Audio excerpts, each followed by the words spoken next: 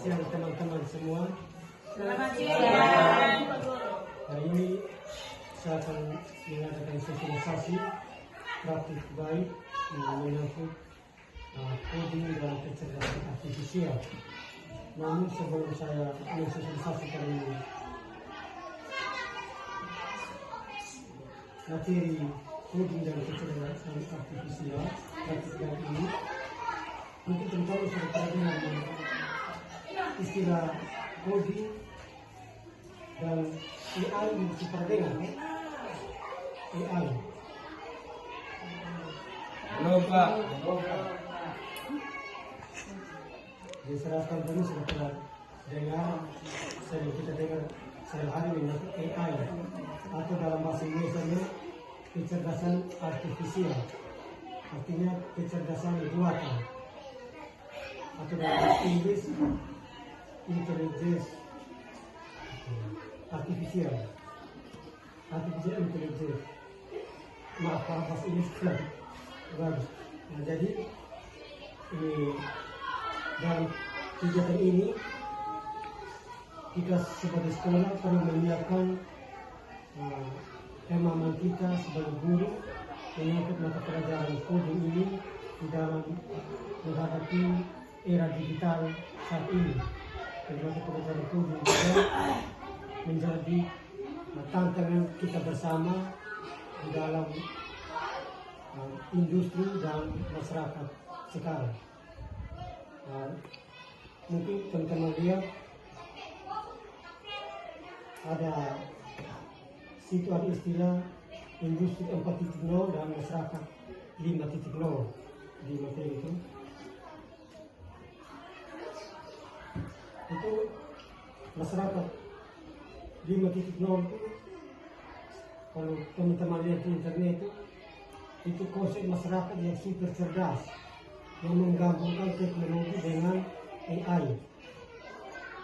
Nah, contohnya yang paling sederhana itu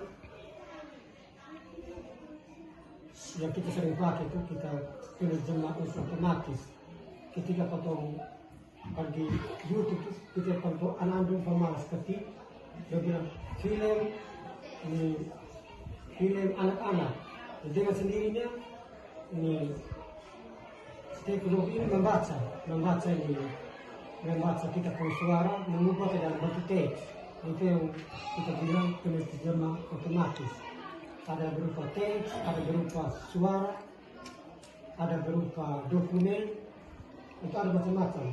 Ini itu salah satu penggunaan AI sehari-hari, termasuk Meta AI, Canva, Cici, itu ada banyak sekali. Yang berikut, yang 4.0 adalah industri yang menggabungkan teknologi digital dan otomatis untuk menciptakan produksi yang lebih cerdas. Nah, contohnya seperti robot-robot. Di robot-robot itu menggabungkan AI dengan teknologi. Jadi pemerintah sudah mengambil langkah strategis melalui Kementerian Pendidikan Dasar dan Menengah mempersiapkan peserta didik untuk menghadapi era digital, khususnya industri 4.0 dan masyarakat 5.0. Yang berikut berdasarkan naskah akademik Februari tahun 2005, kebijakan ini bertujuan untuk mengintegrasikan coding dan KA ke dalam sistem pendidikan dasar dan menengah guna meningkatkan literasi digital, kemampuan berpikir komputasional, dan etika teknologi, sehingga mencipta generasi yang kompetitif dan bertanggung jawab. Jadi pemerintah sudah mempersiapkan ini untuk menghadapi teknologi sekarang dengan literasi digital. Kita bisa gunakan laptop, Chromebook, HP menjadi bahan literasi untuk anak-anak. Dan juga kita mengajarkan mereka bagaimana cara berpikir komputasional. Artinya cara berpikir kita secara tersistem, tidak kacau balau tapi dia tersistem. Maksudnya dari input, kenapa dia komputasional? Sistem komputerisasi itu ada sistemnya, sistem input, proses dan output. Dan etika teknologi. Jadi kita di sekolah, nanti kita dipersiapkan kepada anak bagaimana menggunakan teknologi. Contohnya AI. Jangan sampai mereka menggunakan teknologi untuk yang tidak baik. Nah, contohnya AI dalam game ini, nah, mereka bisa menggunakan teknologi ini untuk yang positif dan ada dan negatif. Kita takutnya negatif, kalau positif tidak apa. Contoh kayak saya punya foto diri, saya punya diri, ketika saya bergambar, saya bisa pakai jubah para rohani, bisa pakai pakaian presiden punya, hanya kecerdasan AI kita bisa buat. Nah, yang tidak baiknya, takutnya mereka anak-anak dong kasih masuk coding, kasih masuk kata perintah di dalam apa saya mau tanpa berbusana, dia bisa buat. Itu yang kita takut. Nah, maka kita jaga mereka dengan mengajarkan mereka tentang etika menggunakan teknologi, sehingga generasi yang ini bertanggung jawab. Itu lagi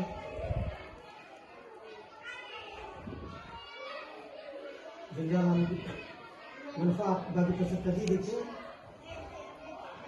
kata atau coding dan kecerdasan artifisial tidak meningkatkan keterampilan digital, tetapi membekali peserta didik dengan kemampuan berpikir kritis, kreatif, dan kolaboratif.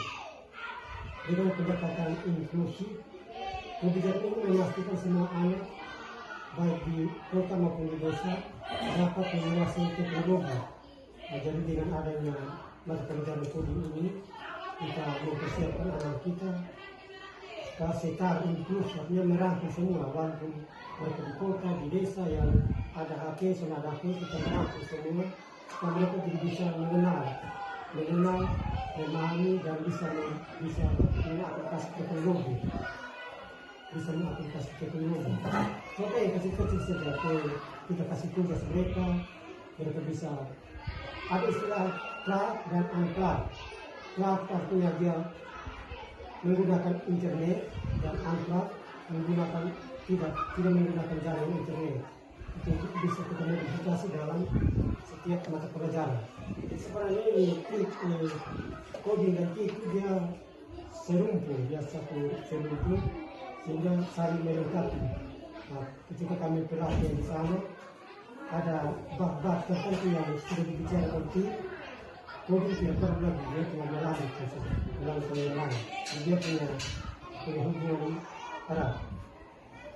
Untuk IPA, biologi, dan kimia, fisika, itu kan erat sekali hubungan. Yang berikut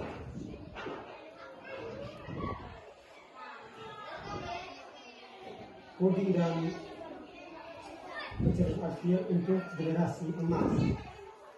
Di era digital yang terus berkembang pesat, mempersiapkan peserta didik dengan keterampilan yang relevan menjadi sebuah keharusan, bukan lagi pilihan. Dan sekarang sudah harus, anak-anak itu harus tahu menggunakan keterampilan ini. Contoh itu dalam pelatihan di atas itu bisa kemudian dapat penjelasan kepada kita cara menggunakan Canva. Tolong buatkan saya EPP tentang ini. Nanti dengan sendirinya ini AI itu dia muncul sendiri tidak EPP. Jadi AI itu tergantung kita perintah apa itu. Tapi cara kerjanya AI tergantung semakin banyak kita menggunakan AI, maka data yang tersimpan di dalam AI semakin akurat. Tapi kalau kita tidak terlalu pakai, dia kurang akurat. Contoh dulu di Kupang itu ada istilah Google, apa yang orang biasa kita biasa angkat di bar, cari lokasi, titik lokasi. Jadi kalau sering kita gunakan, semakin akurat. Kalau tapi kita jarang, artinya ada sistem data di dalam, berbasis data. Jadi makanya orang bilang AI itu dia lebih cerdas dibanding kita manusia, dan dia tidak pernah lupa dengan kalau kita manusia biasa lupa. Contoh dalam Facebook ada istilah foto kenangan itu kita sudah lupa, tapi AI dia bisa tampil kembali walaupun bertahun-tahun dia akan muncul kembali. Itulah kecerdasan AI.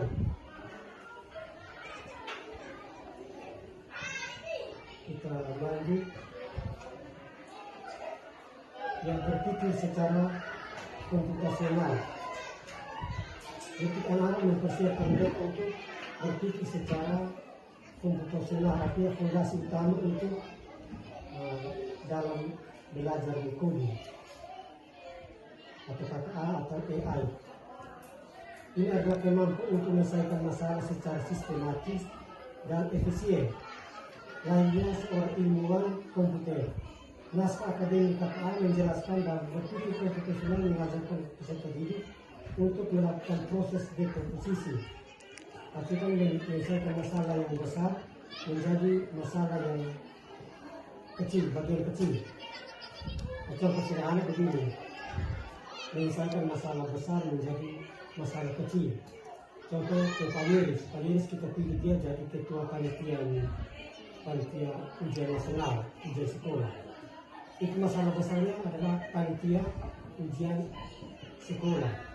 Nah, ketika Paneris mendapatkan tugas itu, Paneris mulai menguraikan masalah yang lebih kecil. Kalau saya sebagai ketua panitia berarti kerja begini banyak, bagaimana cara saya bisa memecahkan ini? Maka mulai baca seksi-seksi, seksi penggalian soal, seksi pengawas, seksi ini, sampai dengan terakhir penulisan diri. Jadi itu menyelesaikan masalah besar ke yang terkecil. Yang berikut pengenalan pola. Nah, pengenalan pola ini itu yang sering kita gunakan di AI itu yang tadi saya bilang gambar itu mendeteksi wajah. Dia bisa mendeteksi wajah. Yang bisa orang biasa kode hobi itu apa? Ini gambar itu. Nah, itu pengenalan pola. Itu abstraksi. Abstraksi itu maksudnya dia ini apa ya? Dia tidak menghiraukan ini hal-hal yang lain. Dia fokus ke tujuan yang utama. Contoh kayak ini, contoh saat pulang ke Lelogam, saya mengikuti jalan yang menuju ke Lelogam, sedangkan belok kiri belok kanan ada di sana, saya tidak melihat. Fokus saya menuju ke Lelogam. Itu artinya kita menghiraukan yang lain. Tujuan kita fokus pada tujuan yang sama. Tujuan apa?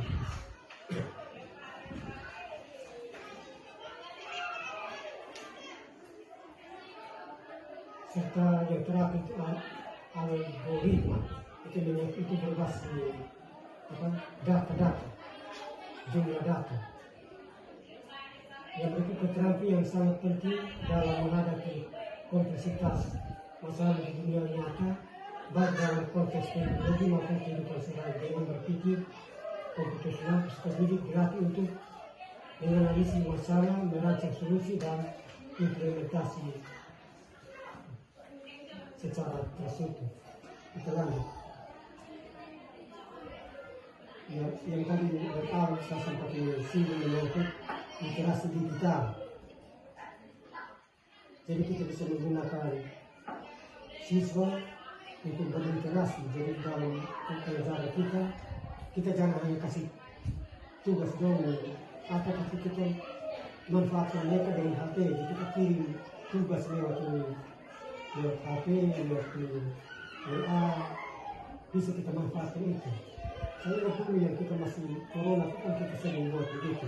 Kita buat grup dalam kelas, kita kirim tugas, kirim ini itu, jadi bisa itu itu literasi digital kita manfaatkan teknologi itu anak-anak pun bisa digunakan. Jadi sekarang kita bilang dong saya ada HP, tapi kita coba memaksa mereka bisa mengakses di beberapa kawan tuh mereka akan berusaha. Sekarang hampir setiap rumah tuh sudah memiliki HP, jadi tinggal bermanfaat mereka. Jadi kita jangan terlalu memang kondisi situasi dan kondisi, tapi kita harus sedikit paksa supaya mereka juga bisa apa.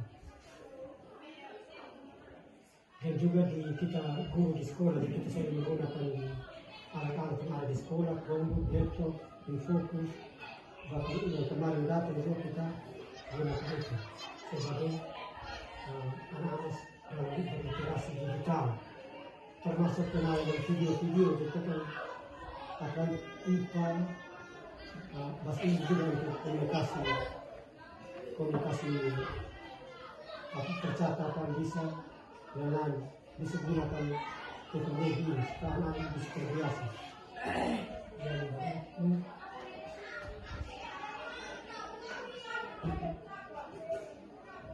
Kreativitas dan inovasi. Coding dan AI adalah alat yang sangat ampuh untuk mendorong kreativitas dan inovasi. Melalui coding, peserta didik dapat mengubah ide-ide abstrak menjadi aplikasi seperti game. Jadi game itu maksud kita berpikir itu game, tapi kita bawa game itu di dalam pelajaran.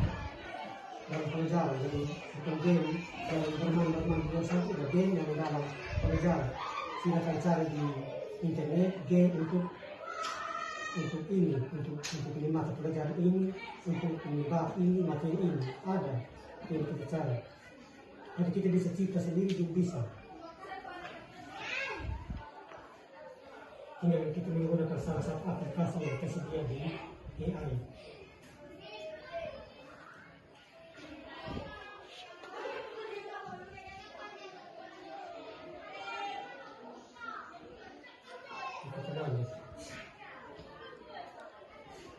Berpikir kritis dan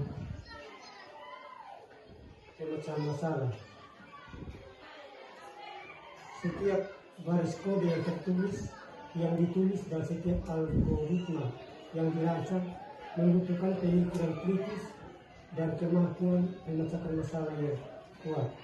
Peserta didik dihadapkan pada tantangan untuk mengidentifikasi masalah, menganalisis akar penyebab dan merancang solusi yang efektif. Proses dibagi misalnya adalah latihan insentif dalam berpikir kritis dan pemecahan masalah. Naskah akademik KKA menekankan bahwa pelajaran kritis membangun keterampilan berpikir kritis dan pemecahan masalah. Ini melatih peserta didik untuk tidak mudah menyerah terhadap dan kesulitan, melainkan mencari solusi secara logis dan sistematis, sebuah keterampilan yang relevan di setiap aspek hidup. Jadi kita melatih anak-anak untuk menggunakan AI ini seperti tadi.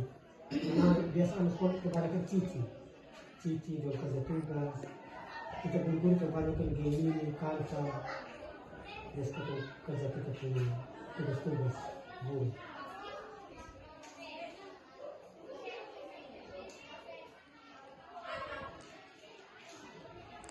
Sampai ada yang bertanya.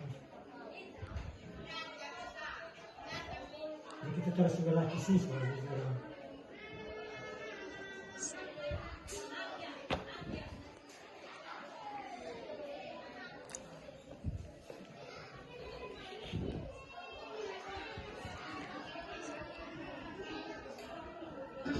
Jadi menjadi tantangan kita bersama di sekolah, tantangan kita adalah kesiapan kita dan kurikulum, dan kita bersyukur pada